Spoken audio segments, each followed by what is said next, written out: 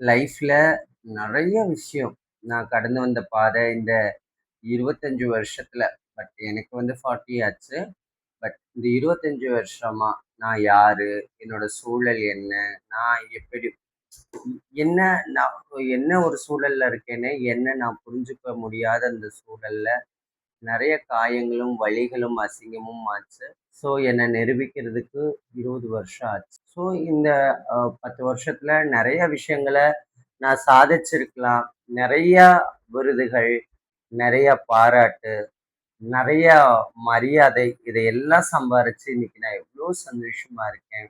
சந்தோஷமா இருக்கும்போது, நான் நெறைய இடங்கள்ல உங்க வெற்றி, நீங்க கடந்து வந்த பாதைகள சொல்லும்போது, நான் கைத்தட்டி காசு வாங்கக்கூடிய அந்த சூழல்லயும், சமையல் வேலைக்கு போயி, கஷ்டப்பட்டு சம்பாரிச்சு, சின்ன சின்ன வேலைகள் செஞ்சு, அதுல ஏற்பட்ட காசுகள்ல என்னோட வாழ்க்கைய அமைச்சுக்கிட்ட அந்த சூழல கேட்குற எல்லாரும் சொல்லுவாங்க, நிச்சயமா நீங்க ஒரு இன்ஸ்பிரேஷன். உங்கள பார்த்து நாங்க வாழ்க்கையில முன்னுக்கு வரணும். ஆனா, வாழ்க்கைய தொடங்குன அந்த நொடியில என்ன பார்த்தோனே நெறைய பேர் சொன்னாங்க, "இதுவெல்லாம் ஒரு பொழப்பா? இதெல்லாம்" ஏன்னா, மனுஷங்க நெறைய விஷயங்கள்ல கஷ்டப்படுகின்ற பொழுது, தன்னுடைய கஷ்டங்களையும், அவமானங்களையும் சொல்ல விரும்புறதே இல்ல. காரணம் என்னன்னா, அப்ப சொல்லும்போது யாரும் ஏத்துக்கிறதும் இல்ல. அவங்க மேல நம்பிக்கை வைக்கிறதும் இல்ல. ஜெயிச்சதுக்கு அப்புறம் நம்ம எத்தனையோ விஷயங்கள எல்லாத்துக்கிட்டயும் ஷேர் பண்றோம். அத்தன பேரும் சொல்ற ஒரே விஷயம் அப்ரிசியேட்டிவ். உன்னுடைய விடாமுயற்சி, ஜெயிச்சிடுவ. உன்னுடைய கடின உழைப்பு ஜெயிக்க வச்சுச்சுன்னு. ஆனா, அந்த கடின உழைப்ப தொடங்கும்போது, கடின உழைப்பு செஞ்சுட்டு இருக்கும்போது, எல்லாரும் சொல்ற வார்த்தை என்ன? இதெல்லாம் ஒரு பொழப்பு. இதெல்லாம் எங்க முன்னுக்கு வரப்போகுது? இல்லையா? உலகத்துல எல்லாரும் சொன்னாங்க, எல்லா கஷ்டங்களும் ஒவ்வொரு படிக்கட்டா ஏறி தான் மனுஷன் ஜெயிப்பான்னு. ஜெயிச்சதுக்கப்புறம் நம்ம கஷ்டத்த சொன்னா ஏத்துக்கிற மனிதர்கள், நம்ம ஜெயிக்கிறதுக்கு முன்னாடி நம்ம கஷ்டத்த சொன்னா ஏற்க மறுக்கிறாங்கல்ல. எங்க அப்பா டிரைவருங்கிறத தாண்டி எங்க அப்பா கார் ஓனர்ன்னு சொல்றது தானே எல்லா குழந்தைங்களுக்கும் பெருமை. எங்க அப்பா கூலி தொழிலாளிங்கிறத விட, எங்க அப்பா முதலாளிங்கிறதுல தானே எல்லாருக்கும் கௌரவம் இருக்கு. நம்ம ஏழ்மைய கூட யார்கிட்டயும் சொல்ல விரும்புறது இல்லைல்ல.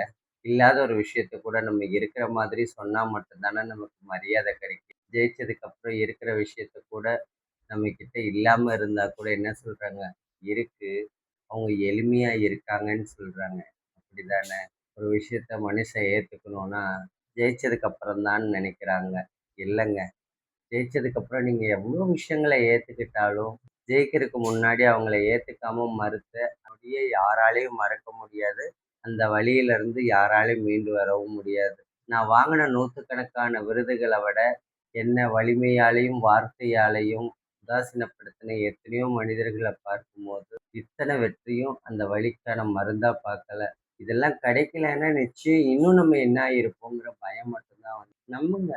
நீங்க நம்பாம உங்க கூட இருக்கிறவங்கள யாரு நம்புவா? யாரு நம்புனா யாரு ஜெயிக்க முடியும்? உங்க கூட இருக்கிறவங்கள நீங்க மட்டும் தான் நம்பணும். நீங்க நம்புனா மட்டும் தான் அவங்க உண்மையாலுமே நெனச்சு பாருங்க.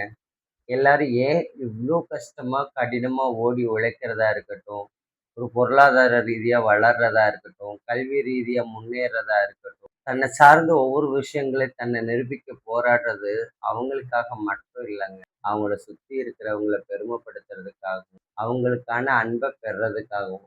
ஏன் நாங்க மத்தவங்க அன்ப பெறதுக்கு இவ்ளோ கஷ்டப்படணுமான்னு? யாரையும் சாராம யாராலயும் இருக்கவும் முடியாது. இறைவனோட படைப்புல மனிதன் இன்னொரு மனிதனை சார்ந்து வாழணுங்கிறது தானே இறைவனுடைய நீதி கூட. அப்படித்தானே படைக்கப்பட்டான். உறவே இல்லாதவங்களுக்கு கூட ஏதோ ஒரு விதத்துல அவங்களுக்கு பிடிச்சவங்க, நண்பர்கள், உறவுகள் எங்கேயோ ஒரு பக்கம் அவங்க மட்டும்தாங்க அடையாளங்களை மாத்திக்க முயற்சி பண்ணுவாங்க. யாருமே இல்லைன்னு வச்சுக்கோங்களேன். நினைச்சு பாருங்க. நிச்சயமா நீங்க என்ன பண்ணிருப்பீங்க?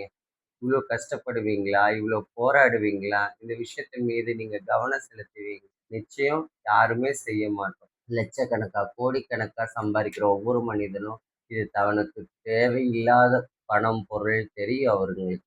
இவ்ளோ இதுக்கு மேல நமக்கு எதுக்குன்னு. ஆனா, அவங்களுக்கு பின்னாடி, அவங்களுக்காக, அவங்களுக்கு பிடிச்சவங்களுக்காக, அவங்க பிடிச்சவங்களுக்காகன்னு சொல்லி தானே எல்லாத்தையும் செய்றாங்க. அது செய்யும்போது தானே ஏங்க உங்களுக்கு பிடிச்சவங்க, உங்க பக்கத்துல இருக்கிறவங்க, உங்க கூட இருக்கிறவங்கள நீங்க நம்பாம யார் நம்புவா?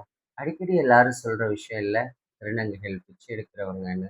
நீங்க செய்வீங்களா? உங்களால செய்ய முடியுமா? அப்படி செய்ய தான் உங்களுக்கு தோணுமா? நீங்க போற வழியில வண்டியில பெட்ரோல் இல்லாம நின்றுச்சுன்னு வச்சுக்கோங்களேன். அந்த நிமிஷம் ஒருத்தர்கிட்ட லிஃப்ட் கேட்கறதுக்கு கூட யோசிப்பீங்க. ஏதாவது சொல்லிடுவாங்களான்னு. அப்படி இருக்கும்போது, மத்தவங்கள்ட்ட காசு கேட்கும்போது எங்களுக்கு எவ்வளோ வலிச்சிருக்கும்னு, இன்னைக்கு எவ்வளோ விருது ஜனாதிபதி கையால கூட, கவர்னர் கையால கூட நான் எவ்வளவோ மேடை நான் போகாத ஹோட்டல் இல்ல, ஃப்ளைட் இல்ல, எல்லா பக்கமும் போயிட்டு வந்தேன். இன்னைக்கு கூட சொல்றேங்க. அந்த நொடி பொழுதுல நான் பட்ட மனவலி, நான் பட்ட அசிங்கம், இத வார்த்தையால மட்டும் இல்ல, வாழ்க்கையில எந்த நொடியாலயும் சொல்லிற முடியாது. ஸோ, நான் யாரையும் காயப்படுத்துறதுக்காகவோ, யாருடைய ஒரு சிம்பத்திக்கு கிரியேட் பண்றதுக்காகவோ சொல்லல. பட் திருநங்கைகள மட்டும் நான் சொல்லல. ஆணா இருக்கட்டும், பெண்ணா இருக்கட்டும், நண்பன், தோழி, மகன், மகள், அப்பா, அம்மா, உறவுகள் மேல நீங்க நம்பிக்கை வைங்க. நிச்சயமா மனிதர்கள் மேல வச்ச எந்த நம்பிக்கையும் ஒருபோதும் தோத்து போறதே இல்லைங்க. இன்னைக்கும் நான் நெறைய யூடியூப், இன்ஸ்டாகிராம்ல, ஷார்ட்ஸ்ல வீடியோ பார்க்குறேன். காசு இருந்தாலும் சரி, பணம் இருந்தாலும் சரி, உறவுகள்ட்ட குடுத்துட்டு, நாளைக்கு அந்த உறவுகள் கேட்குறாங்க. நம்ம இருக்கும்போது செஞ்சோம்.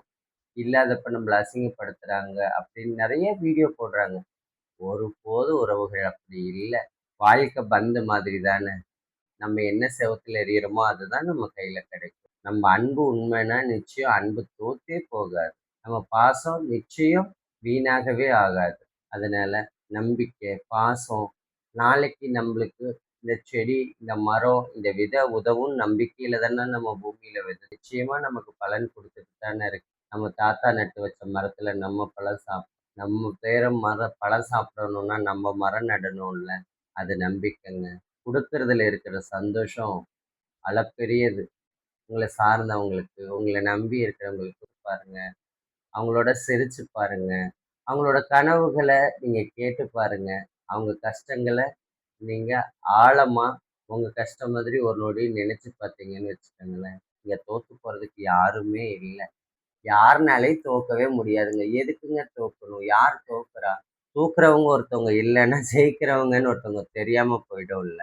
நெறைய பேர், நூற்றுக்கணக்கான பேர், ஆயிரக்கணக்கான பேர், லட்சக்கணக்கான பேர் ஜெயிச்சிருக்காங்கன்னா, இங்க கோடிக்கணக்கான பேர் தோத்துருக்குறாங்க. இந்த ஜெயிச்ச லட்சக்கணக்கான பேருக்கு, தோத்த கோடிக்கணக்கான பேர் நிச்சயம் ஏதோ ஒரு விதத்துல தடமாவும், வழியாவும் இருந்திருப்பாங்க. அதன் அடிப்படையில இங்க எல்லா சூழ்நிலையும் இனி வர காலத்துல பரீட்சையில எல்லாருக்கும் ரிசல்ட் வரும்.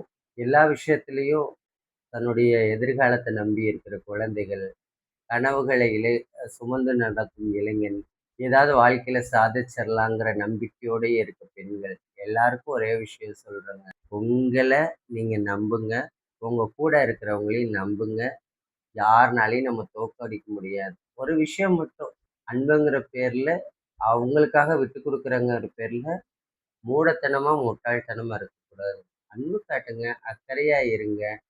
அதுக்காக அவங்களுக்கு இன்னைக்கு நான் 10 மணிக்கு போகணுங்கிற விஷயத்துக்காக, என் ஃப்ரெண்டுக்காக 12 மணிக்கெல்லாம் போனா நடக்காது. 10 மணிக்கு போனா தான் நடக்கும். அத செய்யுங்க. உங்க வேலையை நோக்கி பயணிங்க. உங்க வெற்றி நிச்சயம் நடக்கும். நீங்க எல்லாரும் ஜெயிக்கணும், சாதிக்கணும். All the best. எனக்கு அவ்வளோதாங்க. சாதிக்கணும் அப்படின்னா ஒரே ஒரு விஷயம் தான். விடாமுயற்சியும் நம்ம கூட இருக்கிற நட்பும் நமக்கு நல்ல விதமா இருந்துச்சு. நட்பு, குடும்பம் எல்லாம் நல்லா இருந்துச்சுன்னு வைங்களேன், நம்மள விட சந்தோஷமான பாக்கியசாலியே யாருமே இல்ல. எல்லாரும் பாக்கியசாலி தான். அப்புறம் இன்னொரு விஷயம், உங்களுக்கு யாருமே ஃப்ரெண்ட் இல்லனாலும், ஃபேமிலி இல்லனாலும் கவலைப்படாதீங்க. உங்களுக்கு நான் கண்டிப்பா இருக்கேன். நான் எப்பவுமே உங்கள பார்த்துக்கிட்டு தான் இருக்கேன். இன்னொரு விஷயம், நீங்க சிரிச்சா ரொம்ப அழகா இருக்கீங்க. உங்க சிரிப்பு ரொம்ப அழகா இருக்கு. Thank you.